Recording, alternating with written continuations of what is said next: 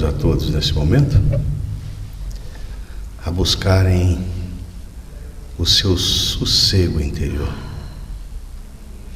experimentando a centelha divina que habita em nós, lembrando sempre da advertência do divino amigo Jesus, para que pudéssemos cada vez mais ter a certeza de que onde 2 ou mais pessoas estivessem reunidas em seu nome, ali ele se encontraria através dos seus prepostos. Se conosco, Mestre Jesus, que possamos nessa noite ter a capacidade de fazer com que os nossos olhos de ver e os nossos ouvidos de ouvir estejam atentos a essas lições que nos permitem trilhar caminho seguro nesse planeta que ainda experimentadores. E é em seu nome, em nome da cúpula espiritual dessa casa, em nome de nossa Mãe Santíssima, é que suplicamos a Ti a intercessão junto a Deus Pai de bondade e misericórdia infinita, para que nos dê a permissão para darmos por iniciado o nosso encontro dessa noite, te dizendo sempre, Mestre, que seja feita a vossa vontade, que se cumpra as suas leis, que o seu evangelho de amor seja a luz sublime a iluminar a nossa caminhada até vós, que assim seja, graças a Deus. Nós hoje temos a oportunidade de, mais uma vez, contar com a professora Neiva Barbosa, que vai nos fazer uma reflexão a respeito do capítulo 10 de Evangelho segundo o Espiritismo, aquela que fala sobre o argueiro e a trave. Vamos ficar atentos à mensagem que a nossa irmã vai nos trazer. Com a palavra, nossa irmã Neiva. Obrigada, Senhor. Queridos irmãos, encarnados e desencarnados, muita paz. Que Jesus, o Mestre, alcance-nos, porque Ele está sempre presente, mas há um esforço muito grande dos superiores para nos alcançar, porque as nossas vibrações ainda estão naquele nível mais para baixo do que para cima. Mas em momentos como esse, a misericórdia divina nos sustenta. Então assim pedimos a todos vibrações de bom ânimo, de paz, de esperança, para que o nosso trabalho da noite se realize com êxito.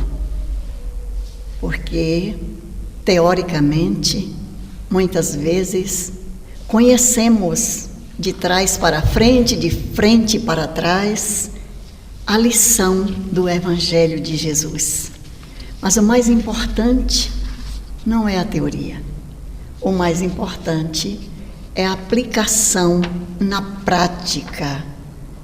É a vivência do Evangelho de Jesus que vai nos garantir, que vai nos dar aquele selo de garantia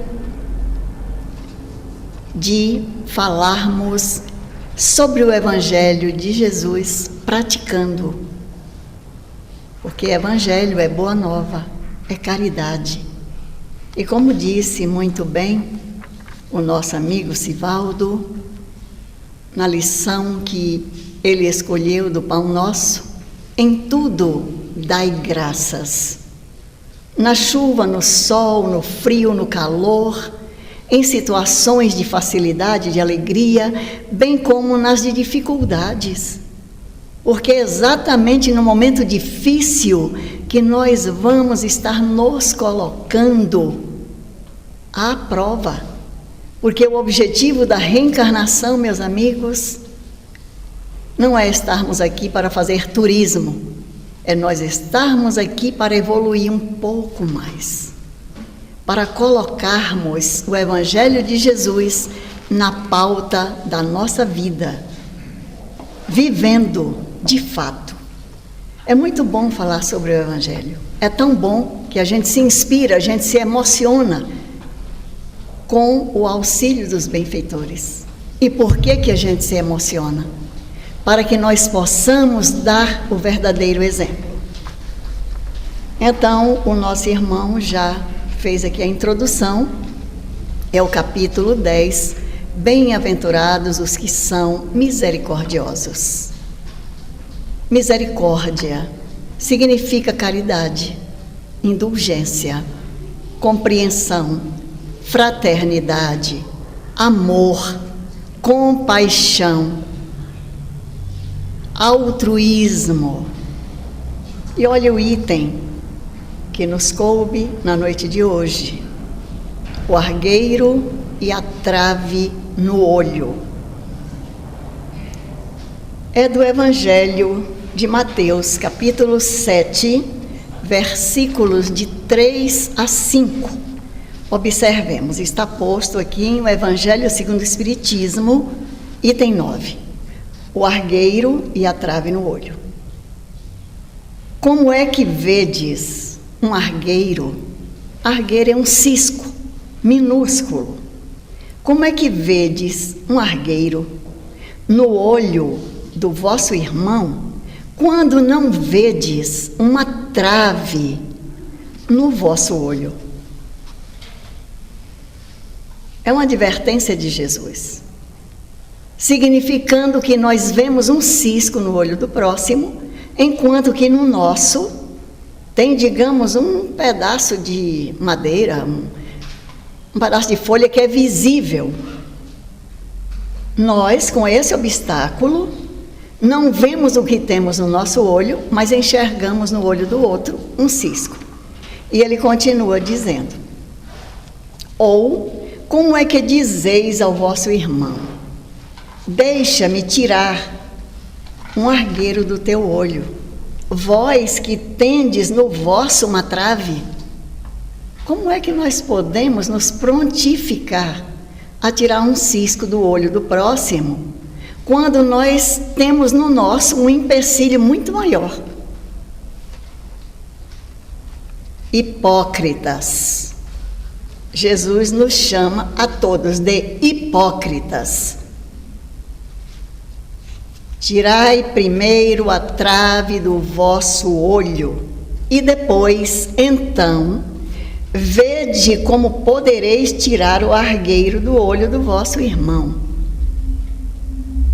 A gente fica confortável diante de uma advertência desse teor?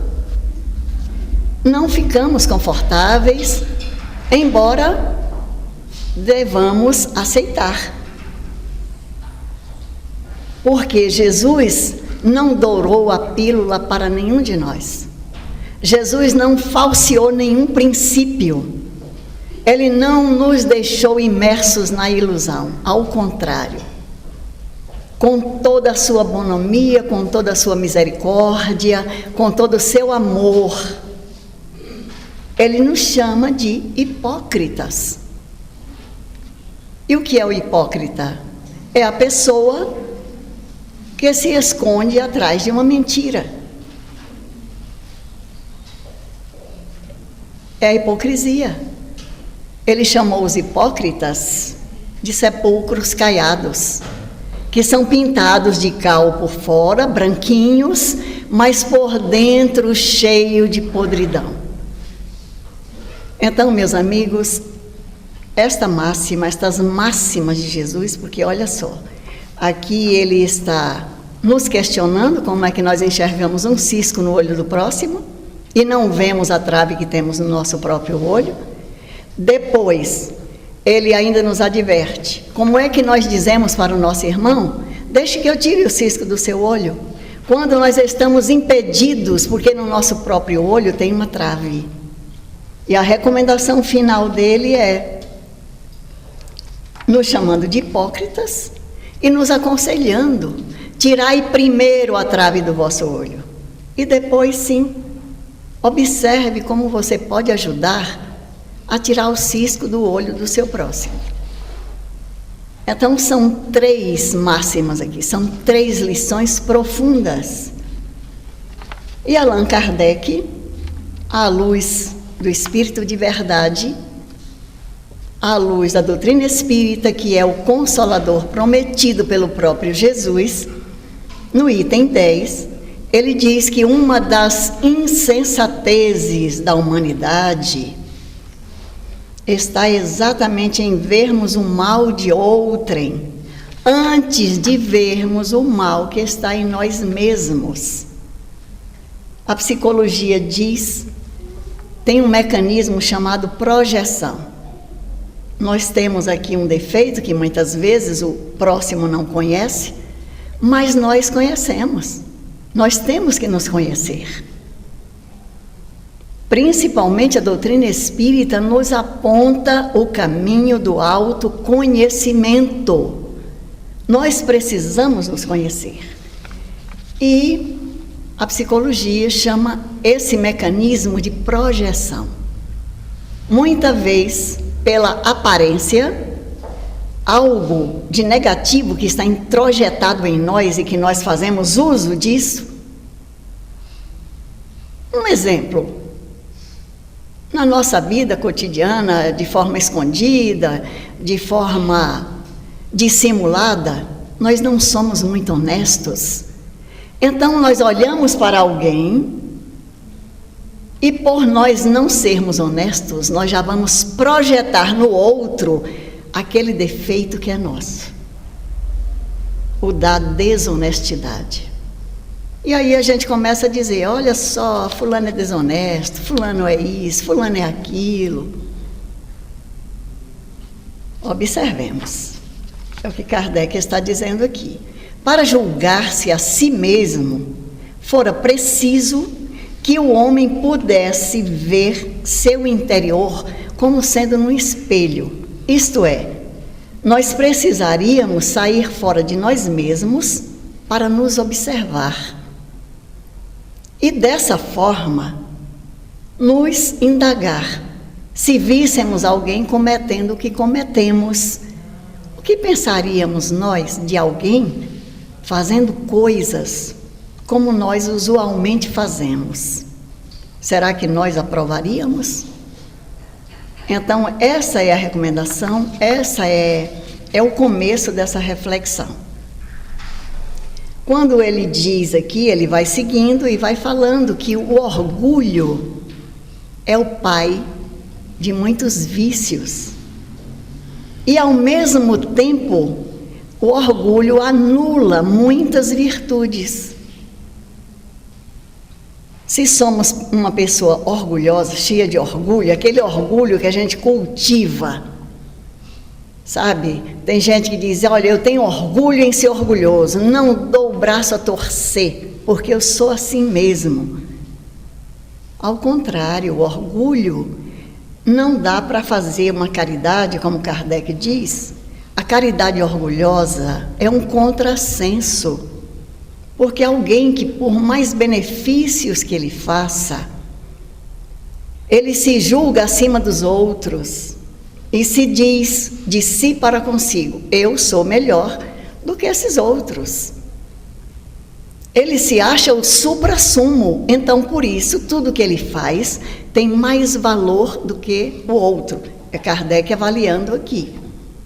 E ele culmina dizendo que o orgulho é o pai de muitos vícios e o anulador de muitas virtudes, porque não é pelo fato da pessoa ser orgulhosa que ela deixou de ter virtudes, mas muitas vezes exatamente a questão do orgulho é que nos puxa para baixo. Certamente por isso a misericórdia divina ela é cheia de verdade e de perdão. A misericórdia, ela trabalhando com o amor divino, então essa misericórdia é o acréscimo. Diz-nos Bezerra de Menezes, num livro psicografado por Divaldo Pereira Franco, que se o mundo, se o planeta Terra fosse regido somente pela justiça divina, nós não teríamos espaço para um sorriso. Mas como existe a misericórdia divina, Dá para nós projetarmos sonhos, sermos alegres, felizes, inspirar outras pessoas. Isso tudo é graças à misericórdia, é o acréscimo de amor, é a justiça acrescida da misericórdia. E a misericórdia, quem possui essa virtude já está exercitando a virtude da misericórdia em si mesmo, tem compaixão, se coloca no lugar do outro. A misericórdia é uma caridade plena. E nós fomos lá em O Livro dos Espíritos, na questão 919, observemos que Allan Kardec, no Livro dos Espíritos, ele pergunta para os espíritos superiores: qual o meio prático mais eficaz que tem o homem de se melhorar nesta vida e de resistir à atração do mal? E o Espírito da Verdade responde: um sábio da antiguidade já vô-lo disse: conhece-te a ti mesmo. Observe, esse subitem está lá na perfeição moral e trata sobre o autoconhecimento. E Kardec formula um outro questionamento: conhecemos toda a sabedoria desta máxima, porém a dificuldade está precisamente em cada um conhecer-se a si mesmo. Qual o meio de consegui-lo? Como a gente faz para se conhecer? E aí quem responde é Santo Agostinho. Ele dá uma resposta muito longa, falando da sua própria vida. Fazei como eu fiz durante o período em que aí estive, para observar.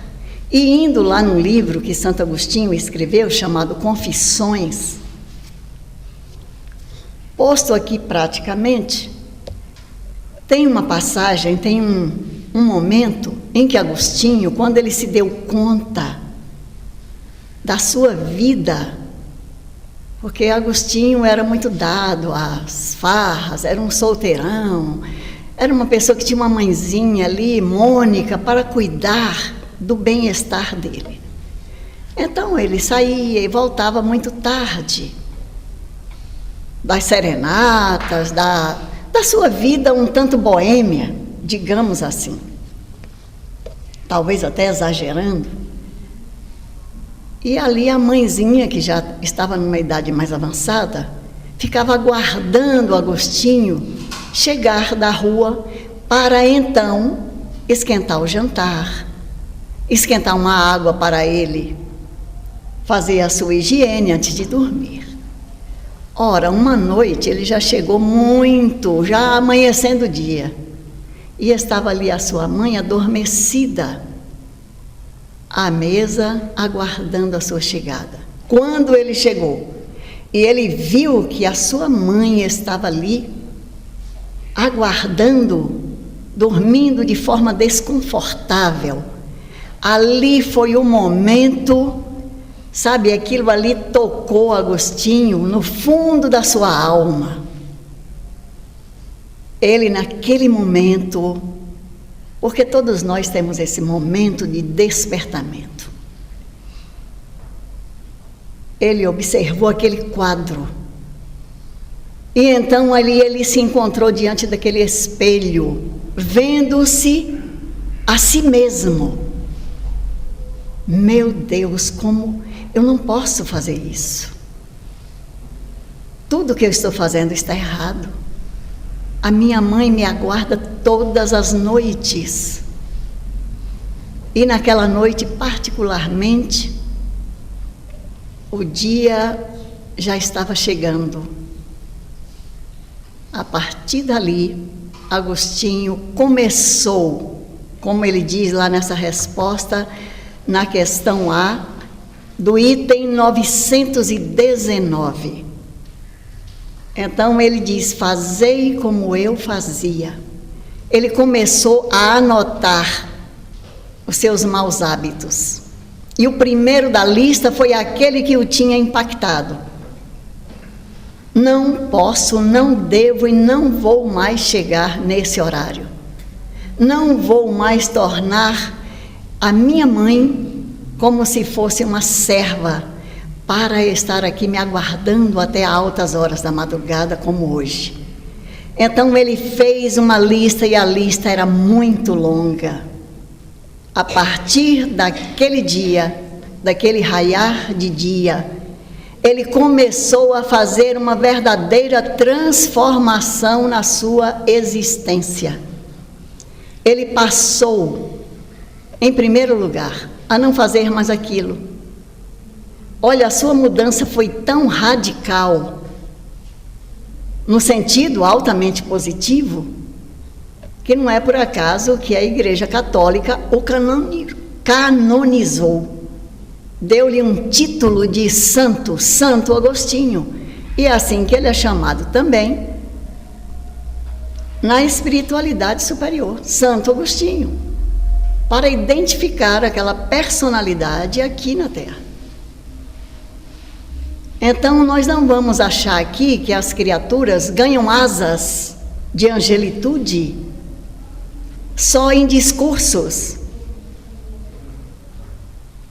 A asa de anjo, a auréola de santo, nós vamos adquiri-la, sim, faz parte. Como disse Kardec, a criatura humana é uma fatalidade evolutiva, é um dos conceitos de ser humano. Então, por que estamos numa doutrina espírita? Porque é uma doutrina de progresso. Nós não podemos esperar fazer a caridade só de fala. A caridade, ela é feita portas adentro da nossa intimidade, para começar. Quem faz a verdadeira caridade não fica fazendo propaganda. Já pensou o Chico Xavier, com todo o seu trabalho, ele encontrava tempo para ajudar os mais necessitados. Assim é que ele encontrou aquela mãe com aquele rapaz que morava lá no meio do mato, e aquele jovem tinha muitas deficiências. E o Chico ali também, novo, com muita força física, ele ia ali dar um socorro para aquela mãezinha, ajudava a dar um banho naquele rapaz. E percebeu, porque a mãe dele dizia que o grande sofrimento daquele jovem, e ele não, a condição dele não dava para falar, mas ele dormia e acordava aos gritos. E a mãe ia atender. Ele acordava com o coração saindo pela boca. Por quê? Encontrava com seus inimigos ou seus companheiros do passado. Então ninguém está aqui, meus irmãos. Na verdade, nenhum de nós é vítima. Se algo nos acontece, em tudo dai graças. Nós não estamos aqui convidando ninguém ao masoquismo, porém, a avaliar melhor as nossas lamentações, as nossas lamúrias, as nossas reclamações de tudo e de todos. Se chove, nós reclamamos, se faz muito calor, a gente reclama, se faz frio também. Se estamos muito assoberbados de trabalho, a gente reclama, quando não tem trabalho também a gente reclama. Enfim, vamos trabalhar com a temperança, na linha do equilíbrio. Assim o Chico fazia, porque ele percebeu que aquele espírito encarnado naquele corpo cheio de deficiência era a colheita do passado.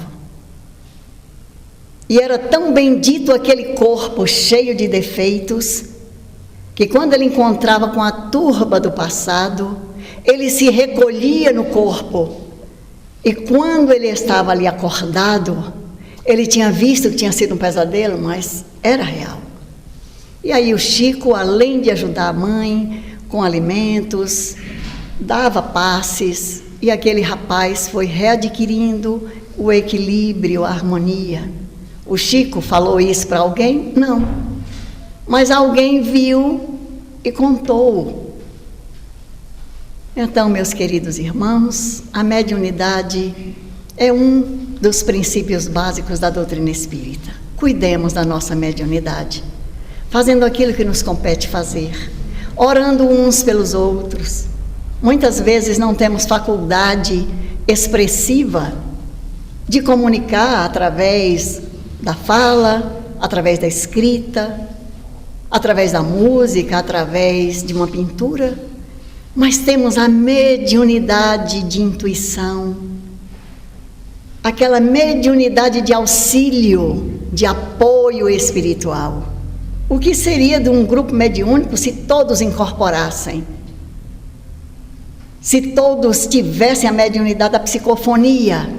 E o médium de sustentação, que é aquele que doa, é aquele que fica em preces, é aquele que muitas vezes diz: eu nunca ouvi nada, nenhum espírito chegou através de mim para dar nenhuma comunicação, porém, eu acredito. E sustenta. Então, bendita mediunidade, bendita encarnação que nós estamos aqui. Vamos aprendendo aos poucos a tirar a trave dos nossos próprios olhos, para depois então socorrer aqueles que têm um argueiro no olho. O mal ainda está em grande medida na nossa existência, mas só cabe a nós mesmos tirarmos o mal, porque um dia seremos anjos, mas o trabalho é nosso. Como diz Maria Dolores: Senhor, quando me deres o privilégio do renascimento no berçário do mundo, ante as necessidades que apresento e aquelas que não vejo, eis, Senhor, o desejo em que dia por dia me aprofundo. Deixa-me renascer em qualquer parte, entretanto, que eu possa acompanhar-te, onde constantemente continuas, trabalhando e servindo em todas as estradas, para que eu também tenha as mãos marcadas como trazes as tuas. Muita paz, muita luz. Tenhamos uma noite com bastante equilíbrio e tranquilidade. Ainda sobre forte emoção das palavras que nos foram trazidas pela nossa irmã Neiva, vamos nesse momento imaginar Jesus, não Jesus crucificado, mas aquela pessoa de estatura justa, de cabelo sobre os ombros, que chamava-nos, aqueles que experimentam as dores, as tribulações, para que Ele nos consolasse. Nessa vossa promessa, Senhor, nós suplicamos que nesse momento esses benfeitores das esferas sublimadas sondem os nossos corações, os nossos pensamentos, e que esses medianeiros de boa vontade sejam os emissários das energias advindas dos hospitais do espaço, dos laboratórios siderais e da nossa mãe natureza próxima. Faz, Senhor Jesus, que essas águas que iremos beber ou levar para nossas casas sejam convertidas no remédio que cura o nosso corpo e equilibra o nosso espírito. E gratos por mais essa oportunidade de te relembrarmos.